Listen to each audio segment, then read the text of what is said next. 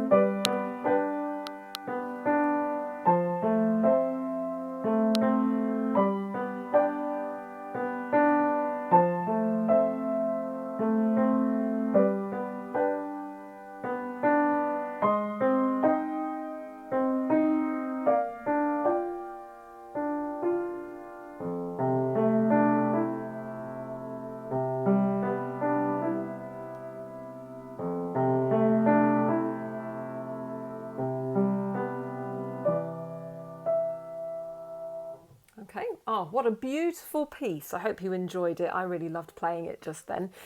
So let's get started. Make sure you have that pencil to hand because you might want to write in letter names or finger numbers. We're going to start with bar 1. We're going to start with the right hand. So for the purposes of this video, this is my middle C here. Our first two notes in the right hand are C and E. They're positioned one on top of each other, which means they are a chord and they're going to be played simultaneously. Now watch out for the finger numbers. There are quite a few printed in the music. It's really important to try and stick to those finger numbers because they mean that you can then be playing efficiently. So 3 and 5 it says above our notes. So that means our third finger is going to go on C and our pinky, our fifth finger on the E. We're going to hold that for 4 beats like this. 1, 2, 3, 4. Then for the second chord, we're moving on to bar 2. Our pinky is going to stay on the E, but the lower note in the right hand is a B. So it goes like this for 4 beats. 1, 2, 3, 4. Now above that chord there is a pause marking. It's just below the finger numbers. It looks like a dot with a little curved line, a bit like an eye and an eyebrow. So that means pause. So essentially you can hold it a little bit longer than your normal 4 beats for a semi-breve. So I would suggest perhaps holding it for 5 beats, maybe 6 beats. It's totally up to you because it's an expressive marking. Right, we're going to move on to bar 3 now. You'll have 1 beat rest followed by 3 notes. Now your hand is already pretty much in the right hand position for these 3 notes. You're going to play a thumb on the A, then a D with the 4th, then an E with the finger 5. So the rhythm will be like that because you've got 2 quavers followed by a minim, and you need to hold that minim on for 2 beats like this. 1, 2. Okay, now on to bar 4, so the last line of, the last bar of line 1. We need to jump all the way up to this note here. It's a D, and it says a finger 2. That's a crotchet, and then we have to tuck the thumb under to the E. We are now going on to line 2. This is bar 5. Do a little stretch for me up to the D.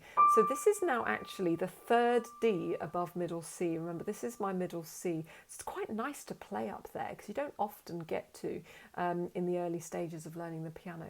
So we have 4 notes in this bar. We have D, we have D flat, C, and B. And all of those notes are quite close together, like that.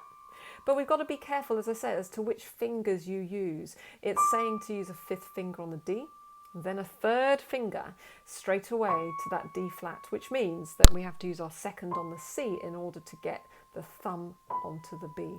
Okay, now the rhythm for this will be... Okay, now that B, you can see there's a tie to the next 2 notes, in fact. So essentially, we're going to be holding that B for 2 1/3 beats. Okay, so 3 1/3 beats. 1, 2, 3, and a bit. Okay, it's a bit because it's tied to what we call a triplet, and a triplet is when you play 3 notes in the time of 2. Anyway, because that B is tied, you're not going to have to play it again, just that once in bar 5. Now in bar 6 then, we've got our 3rd finger coming over onto the A, then a G. Then we need to jump down to a D with our 2nd finger, then the thumb goes under onto the E. And then we need to jump back up to that high D that we had at the start of bar 5 with the little finger. And then we've got this little pattern again, which is quite nice to have that repeat. And then we go up to a C this time, and then a B. Okay, so I'm going to play that whole line for you, minus the last 2 notes, which we obviously haven't done yet. But I'm going to play that whole line so that you can hear how it sounds. And this is what I'd suggest you do as well. Break it up a little bit so that you give yourself a chance to get comfortable with each section or each phrase before you move on.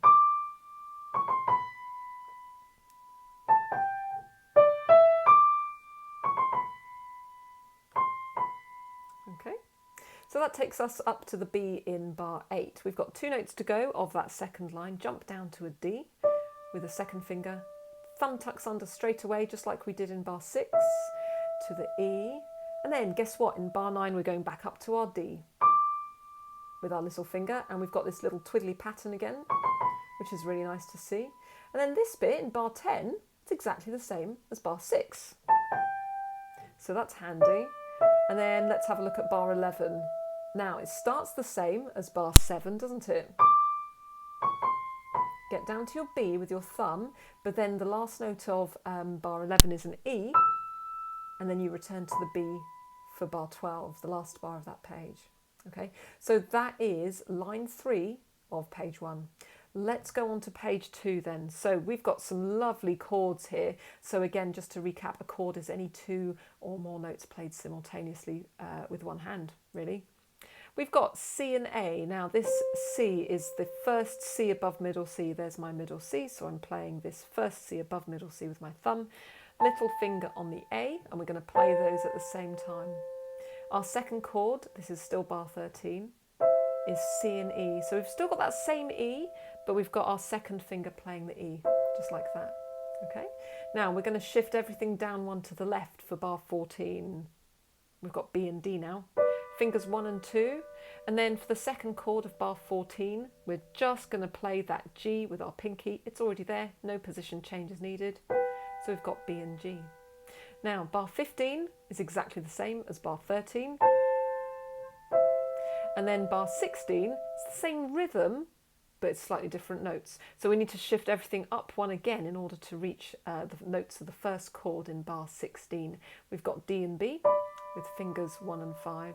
And then the 2nd chord, your fingers are already pretty much there, D and G. with fingers 1 and 3. Now let's just talk about the rhythm on this line. Now the rhythm is repeated on the next line, so it's going to help you with that as well. Remember, we've got 4 beats in a bar. Your first chord in each of these bars is a crotchet, 1 beat. Your second chord in each of these bars is a dotted minim, 3 beats. So if I just tap the pulse on my leg, the rhythm for this first line of page 2 will go like this. 1, 2, 3. 1, 2, 3. 1, 2, 3. 1, 2, 3. So when you're practicing hands separately, it's important to try and factor in the rhythm as best as you can as well, because if you can play one hand pretty much fluently, then adding in the second hand will be more straightforward. Okay, so it's important to try and get the rhythm right as well as the notes. So on to the second line of page 2. We said it's the same rhythm. Is it the same notes though? So I'm just skim reading along. Bar 17, it's the same notes as bar 13. Bar 18, yes, it's the same notes as bar 14. What about bar 19?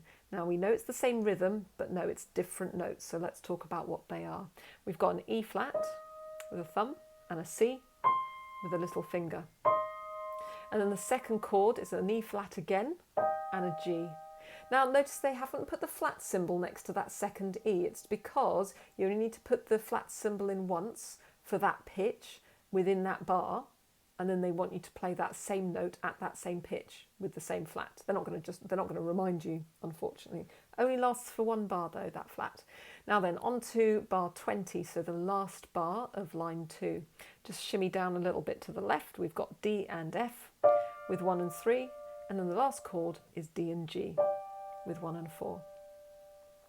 Now, the final line of this page is totally different to anything else. We've got some lovely flowing quavers. We have to jump our right hand down to the A below middle C. So there's my middle C, there's the A below. And we're going to play 3 notes at a time. A, D, E, and the fingers I'm using are 1, 4 and 5. Bar 22, similar rhythm, but just B, D, E, not A, D, E. So B, D, E. And then bar 23 is the same as bar 21. So the rhythm of those 3 bars, don't forget you've got to factor in your rest as well, which is at the start of every bar. This is my pulse that I'm tapping on my leg. I'll play bar 21 to 23 for you with the right hand. Rest. 2, rest. 1, 2, rest. 1, 2. Okay, so that's how that goes. There are 2 notes left of that last line, and they are D with the second finger. Now this is the second D above middle C. 1, 2. Then you're going to tuck your thumb under onto the E. Okay, right then, so that is the right hand. I'm going to move on to the left hand now.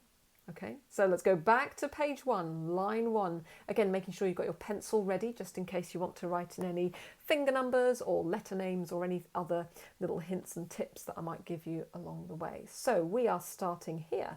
This is the A and the F below middle C. I'm using finger 1 and finger 2. The reason is that in the next bar, I need to shift everything down to these notes. So that's why we're using 1 and 2 here, so that my 1 and 5 is available for bar 2.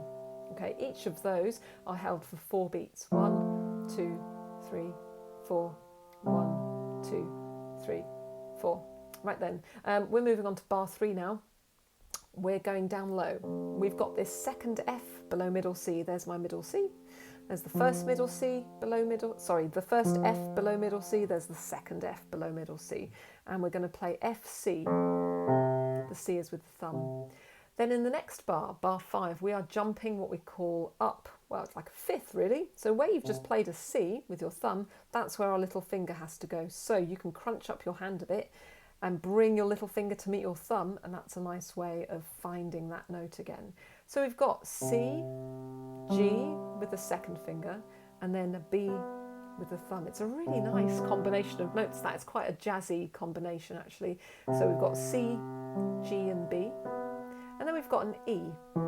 to finish that bar. So the rhythm in that bar, in bar 4, goes like this. Okay.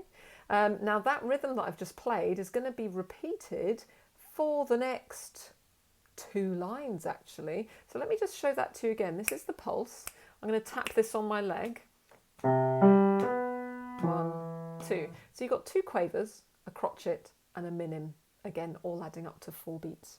Okay, so we're going on to bar 5 now. We've got that same rhythm but slightly different notes. We've got F with the little finger, F below middle C, then an A, then a C. It's like a triad. That's another thing to spot, to look out for. Every other note. Play one, miss one, play one, miss one, play one, and then also miss one and play one. That is a fabulous, another jazzy combination, which is beautiful. So we've got F, A, C, E. Okay, jumping down to the C below middle C. Little finger goes to that C. C, G, D, E. Okay, on to bar 7. Bar 7 is the same as bar 5. On to bar 8. Bar 8 is the same as bar 6.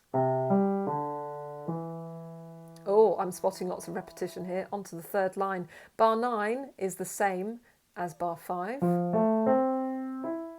Bar 10, yep, that's the same as bar 6.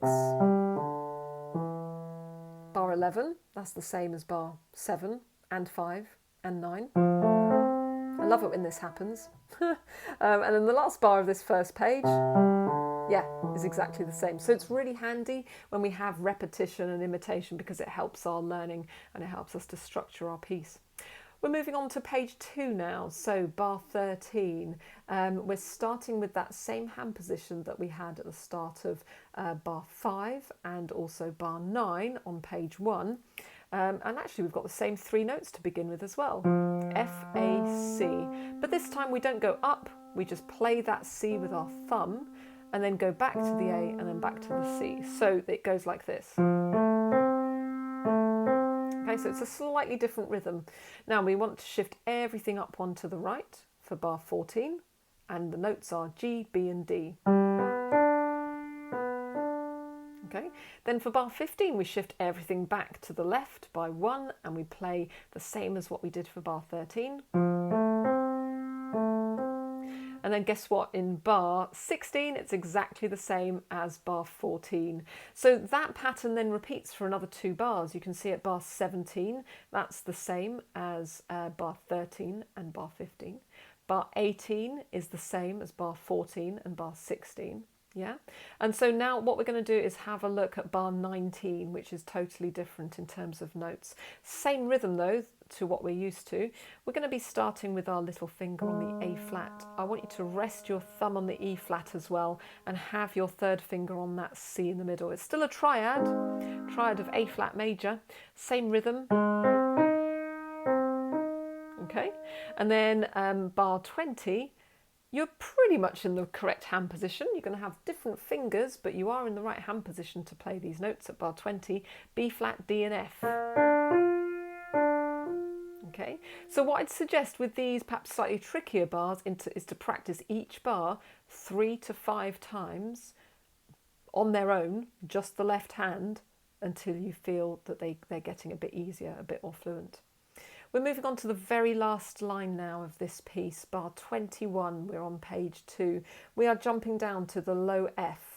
It's down here. It's the 2nd F below middle C. There's my middle C. There's the 1st F below middle C. There's the 2nd F below middle C. And we're playing F, C. This is a bit like at the beginning in bar 3. And then we have to jump up to the C, but with the 3rd. The 3rd is fine according to the composer. So C, G, G with the thumb, back to our F and C in bar 23. And then we're going back to the C that we've actually just played with our thumb, but this time with our little finger because we're going higher, you see, so it's important to use that finger change. So this is our very last bar of the whole piece. Our notes are C, G, B, and then E. It's quite an interesting combination of notes.